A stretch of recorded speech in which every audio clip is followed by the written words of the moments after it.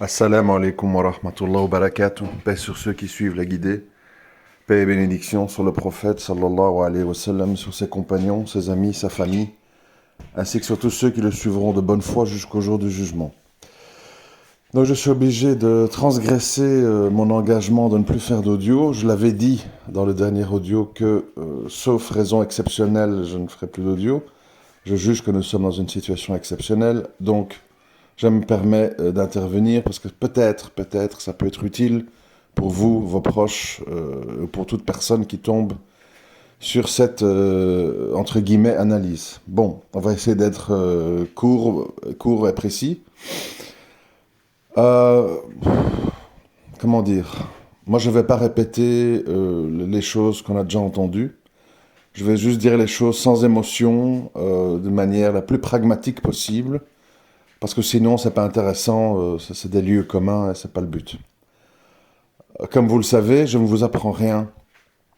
Comme tous les musulmans instruits, en tout cas, euh, condamne, le mot est faible. Je suis, je suis profondément touché par les massacres qui ont été faits en Syrie par l'armée russe. Euh, mais, mais je fais l'effort de séparer les problèmes parce que personne n'a les mains très propres dans cette affaire. Chacun a joué des jeux, c'est des sujets très compliqués. Mais dans tout ce que je vais dire ici, je n'oublie absolument pas les activités russes en Syrie qui ont été abominables, qui ont été qui ont traité d'une manière indiscriminée toute résistance à Bachar el-Assad comme des cibles, sans se soucier de qui était extrémiste, qui avait des demandes légitimes, etc., qui était civil, enfin bref. Donc ça, c'est un problème à part, mais que je n'oublie pas, je tiens à le préciser. Alors, ce qui se passe sous nos yeux, c'est en fait le fruit de l'arrogance continuelle occidentale, j'entends par occidentale européenne et américaine, qui n'a pas intégré, n'a pas compris que le monde de 2022 n'est pas le monde de 1980. Il y a presque un demi-siècle qui est passé, beaucoup de choses se sont passées. La Chine est devenue une grande puissance économique. Dernièrement, l'Amérique s'est enfuie d'Afghanistan, la France est enfuie du Mali. Et on continue à provoquer ce grand pays qu'est la Russie, avec beaucoup d'histoire, avec une grande participation à la Deuxième Guerre mondiale contre l'Allemagne nazie, avec des millions de morts, enfin des trucs monumentaux, historiquement énormes. On continue à les provoquer en finançant un pays adjacent qui est l'Ukraine pour en faire une sorte de... Bon, je vais mesurer mes mots parce que sinon ça devient vite vulgaire, mais en faisant une espèce de porcherie mondialiste dans lequel en fait on puise du blé, on place à la tête de ce pays un acteur qui fait des clips LGBT, qui est lui-même financé, protégé par un oligarque juif ukrainien, étant juif lui-même, etc.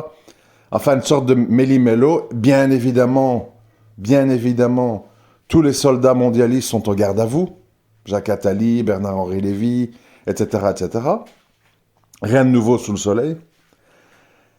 Et donc nous, on se retrouve, quand je dis nous, je dis les musulmans, dans une situation un peu équivoque, parce qu'en fait, on voit tout ça, on comprend les tenants et aboutissants. Moi, j'ai toujours dit, et je vais redire ici, il faut que les musulmans et les autres comprennent que chaque pays, chaque dirigeant de pays a le droit de défendre ses intérêts. Et on doit le comprendre, même si ça passe par des attitudes hostiles aux musulmans. Vous comprenez? On ne peut pas dire parce que quelqu'un est hostile aux musulmans ou nous fait du mal, ben on lui enlève ce droit de défendre son peuple, sa culture, son histoire. Non. Ce qui va mal dans cette affaire, c'est nous, qui sommes faibles, divisés, sans armée, sans sans représentant, mais les autres ont le droit, bien évidemment, de défendre leurs intérêts. Ça paraît logique. Le problème qu'on a ici, c'est que l'Occident, qui est affaibli, qui est surendetté, qui est face à une bombe à retardement au niveau de la gestion de la dette, mais c'est un autre débat, continue sans arrêt de provoquer la Russie, qu'elle pense être décadente, corrompue, mafieuse, etc. C'est peut-être en partie vrai, j'en sais rien, mais c'est pas le sujet. Et puis s'étonne qu'à un moment donné, il y ait des conséquences. Je voudrais vous rappeler quelque chose d'important, et dont beaucoup d'entre vous ne sont pas au courant parce qu'ils n'ont pas le temps de faire des recherches. Depuis quelques mois, pas beaucoup, hein, depuis quelques mois, la Russie détient un missile nommé, c'est pas une blague, Satan, qui peut être tiré depuis la Russie et atteindre n'importe quel endroit dans le monde en un quart d'heure. Et c'est un missile, si vous faites des recherches, c'est un missile qui peut raser un pays, la France ou une région comme le Texas, complètement rasé, tout le monde est mort. Les derniers essais ont été faits, je crois, en août 2021. L'arme est au point. Et donc Poutine, en fait, ce qu'il fait, c'est très très simple. Oui, ils ont des problèmes économiques. Oui, la Russie n'est pas ce qu'elle était, etc. Mais ils ont mis le paquet au niveau armement nucléaire. Et ce qu'il dit, c'est que si on continue à venir l'embêter à ses frontières, à mettre des dirigeants mondialistes avec des trucs tout autour de lui, etc., il a dit, je crois, depuis, je ne sais plus, les accords, ça date de très loin, hein, les accords avec le ministre Baker, qui travaillait pour Bush père, donc des débuts des années 90, je crois. Il avait dit, tout ce que vous voulez, mais on ne touche pas à la Géorgie et l'Ukraine. Pour nous, ce sont des pays qui ne sont pas négociables. Et bon, Géorgie, il y a déjà eu la guerre, il y a quelques années, et maintenant c'est l'Ukraine, parce qu'on n'a pas respecté l'accord. On ne respecte pas l'accord, en fait, parce que l'Occident a une sorte de mépris et a une sorte de vision de la Russie comme étant pas respectable. Et ça nous a amené à tout ça. Alors bon, ici, chacun aura des considérations, la démocratie, la liberté, l'Europe et compagnie. Bon, nous, ça ne nous concerne pas, donc moi, je ne vais pas m'arrêter à tout ça. Je dis juste que nous, en tant que musulmans, on doit avoir raison garder. C'est-à-dire, d'un côté, on a un pays qui nous a fait beaucoup de mal en Syrie, mais ce n'est pas le seul. Il y a d'autres qui nous font du mal hypocritement, indirectement, qui disent oui, qui disent non, qui fournissent des armes, mais qui en même temps ne veulent pas vraiment ils veulent juste qu'on ait une capacité de nuisance. Enfin, c'est très vicieux, tout ça. Et de l'autre, on a un pays assisté de ce que j'ai vu par les Tchétchènes, qui en même temps, massacre des musulmans en Syrie, mais de l'autre, à certaines valeurs orthodoxes et compagnie. C'est complexe. Bon. La question, bien entendu, c'est que nous, on n'a pas de parti pris dans cette affaire. C'est un petit peu, en fait, si vous voulez, c'est un petit peu mon discours sur les élections. Quand on parle de... c'est comme si on dit d'un côté Macron et de l'autre Zemmour. C'est un peu ça, hein. Macron, ce serait l'Ukraine et Zemmour, ce serait Poutine, si on veut mettre des identifiants. Et voilà, Zemmour, certes, il a un discours islamophobe, mais il défend certaines valeurs dans son discours, certaines valeurs par rapport homme-femme, par rapport à la morale en général, on va dire, qui sont plus proches de nos valeurs. C'est-à-dire la droite catholique ou la droite nationaliste a des valeurs plus proches de l'islam que les gens de gauche ou les mondialistes. Mais ils n'aiment pas l'islam parce que pour eux, l'islam, c'est les racailles, c'est les problèmes, c'est les bombes, etc. Bon, voilà. Mais donc nous, voilà, on est dans une position délicate parce qu'on ne peut pas en même temps soutenir des gens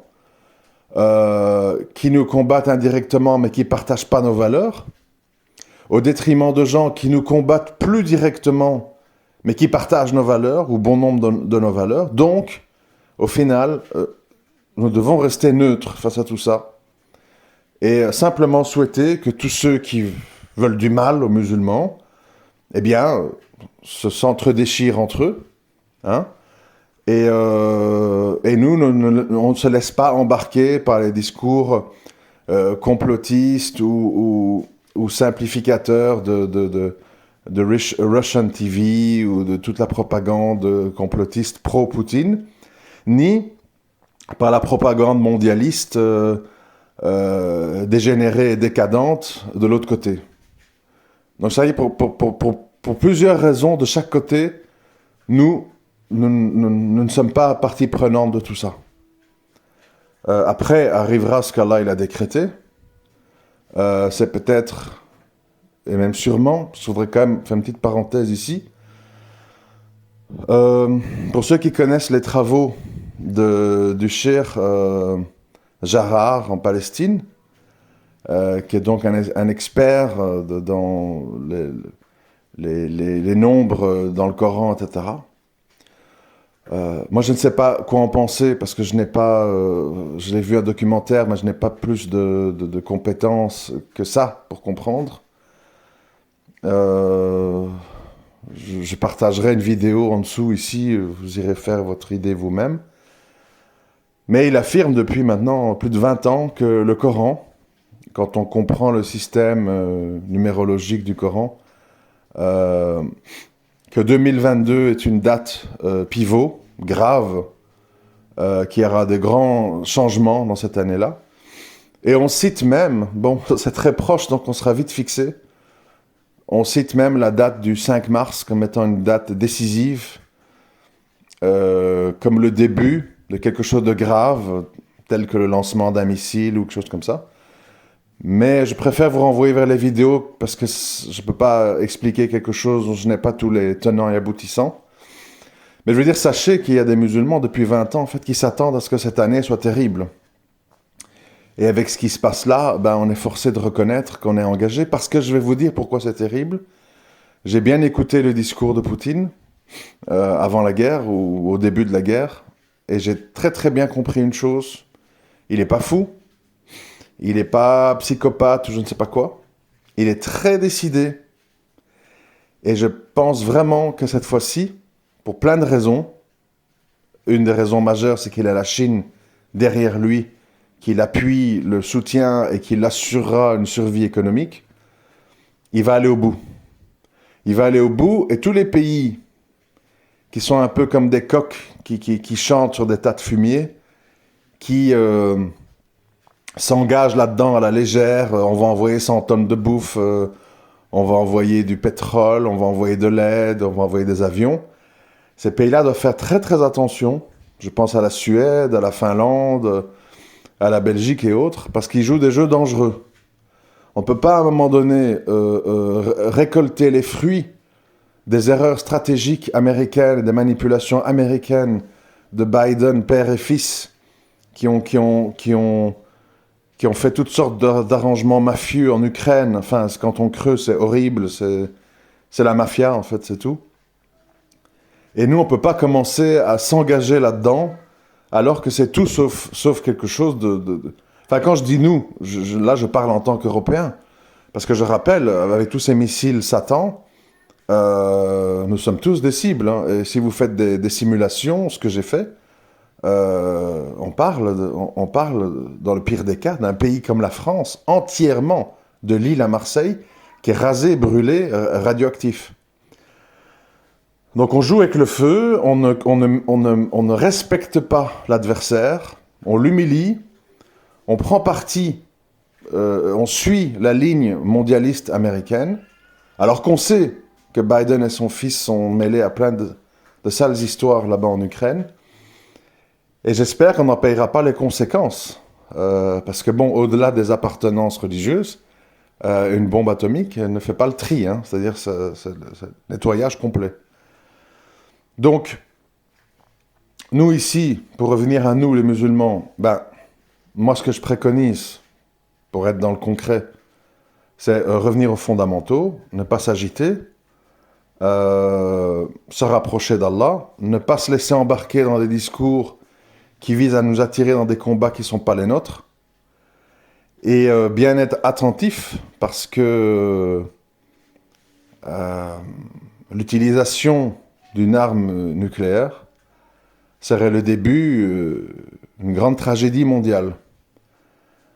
Et bon, évidemment, moi, ce qui m'étonne, sans être dans la conspiration, c'est qu'on enchaîne ça au moment où on voit que le Covid perd de la vitesse, les actions des fabricants de vaccins s'effondrent, Omicron n'est pas très méchant, et boum, on se retrouve avec une nouvelle histoire qui nous embarque vers des choses bien plus dangereuses.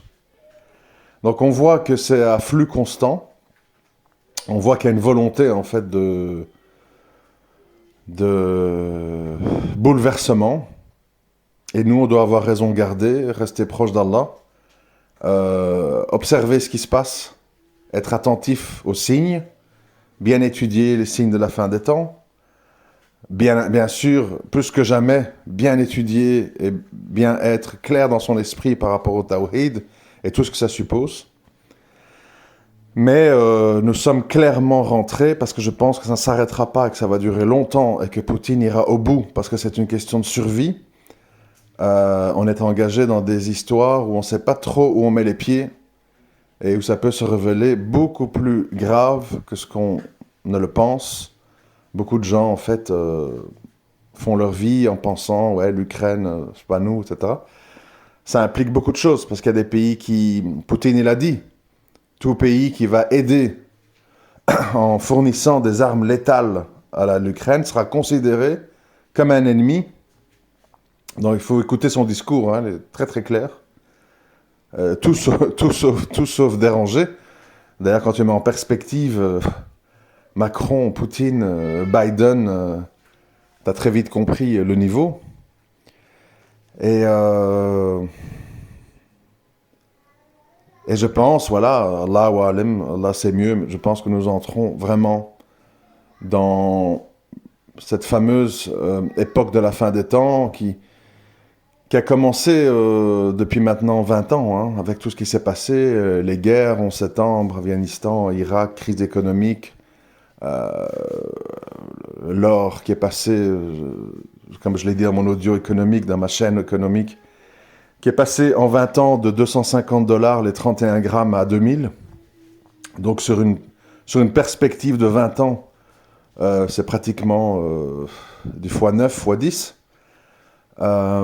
Pourquoi ? Parce que voilà, l'argent papier, le marché nous dit qu'il a de moins en moins de valeur et qu'on se dirige vers ça. Et puis bon, nous savons qu'il y aura cette fameuse montagne d'or suite à l'Euphrate qui va s'assécher, qui va attirer des gens du monde entier, parce que l'or aura une valeur inestimable et que les gens vont s'entretuer. Enfin bref, tout un autre sujet.